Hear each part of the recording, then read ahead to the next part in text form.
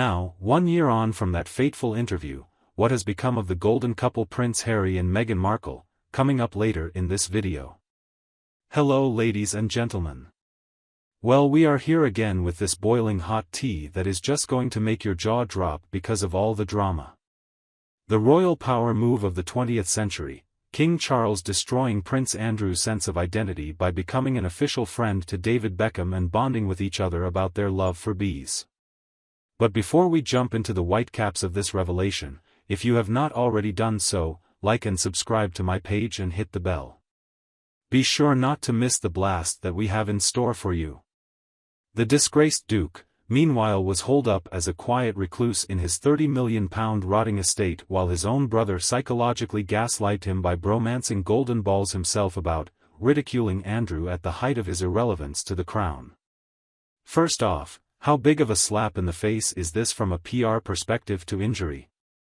While aligning yourself with an A-list celebrity icon beloved by millions is one way to score one on your pariah sibling, for take two, Charles has managed to pull it off perfectly.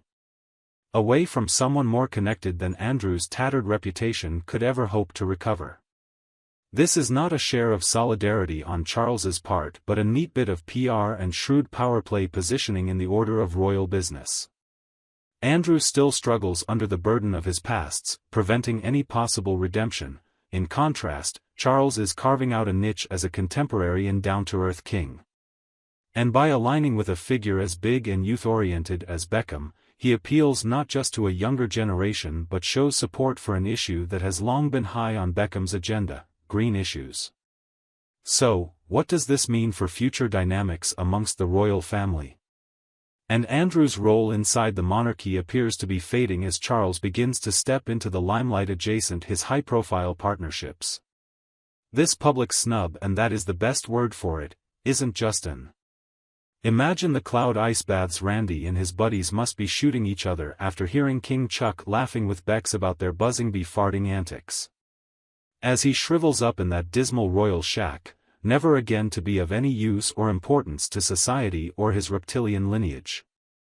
This shit is psychological torture at its most profane, fam. Charles went straight for the jugular by announcing his king-in-waiting in Beckham, and the subtle message from Charles to Andrew was there for all to make out loud and clear: you've been cast out with the crown you so very briefly served.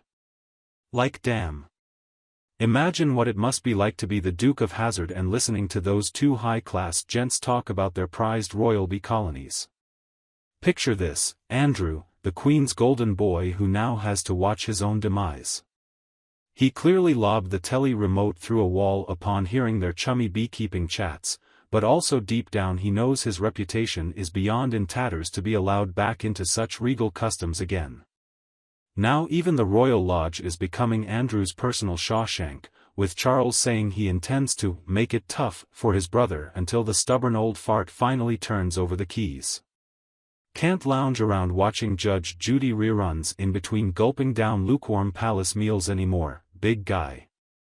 It is an incredibly cruel public shaming by way of ritual hazing Andrew has had to suffer and endure.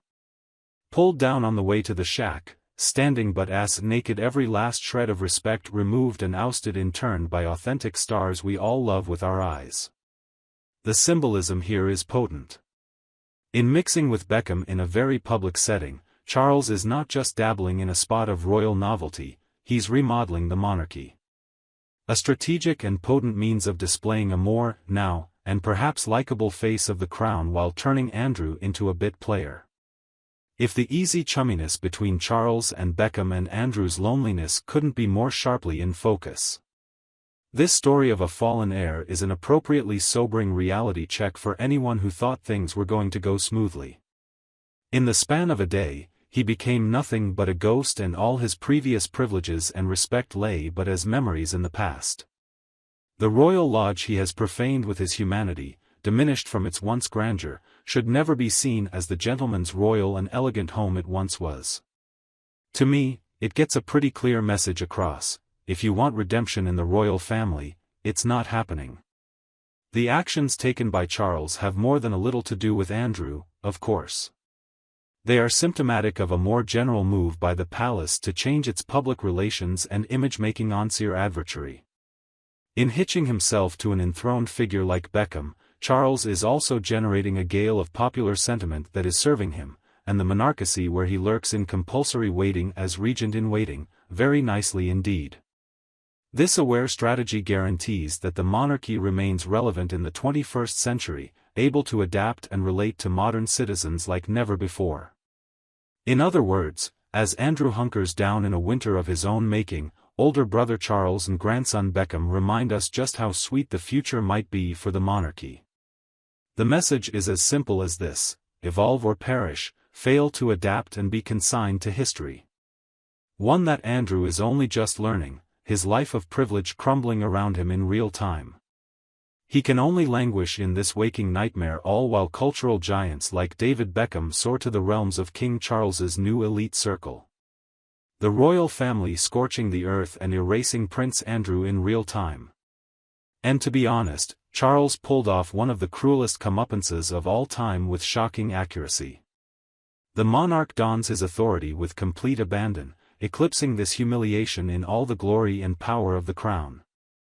Neither, at this stage, offers the slightest shred of redemption for Randy Andy beyond whatever tatters of pride still tick somewhere. It's straight up Alcatraz in here, and he needs to get his bags packed and drop those Royal Lodge keys off for Charles like you heard. There is no way for him to get back in a seat at the palace table, not while King Charles continually rounds up his all-star team of beloved celebs to rep for the monarchy over his disreputable kin. Beckham, Idris Elba, possibly even Ed Sheeran, who knows? These cultural alphas run circles around the Duke daily with their immense soft power, actually bursting revolutions of it, making him even more obsolete. His destiny looks already written, the scabby, modern council estate in Norwich where he will have played out his pitiful swan song. There is little beyond that for him now. Now all that remains for him is to return from his life of banishment and try to fit in with the rest of mankind, as a private person. So get lost, Randy. No more for horrific swaying reign. The monarchy is off doing more important things with even better ambassadors than a disheveled royal pariah lying on the couch watching crap TV all day. Britain's elite, David Beckham with the new vanguard. Not a pariah of the family attached to infamous characters. So, dear readers, what do you say about this? Facebook comments. So in the meantime, watch for more jaw-dropping tales of debaucherous despotism right here on our YouTube channel. Be sure to follow us on LinkedIn, for the latest news and updates from the royal family. Thanks for watching. See you next time with even more exciting royal family news. Bye for now.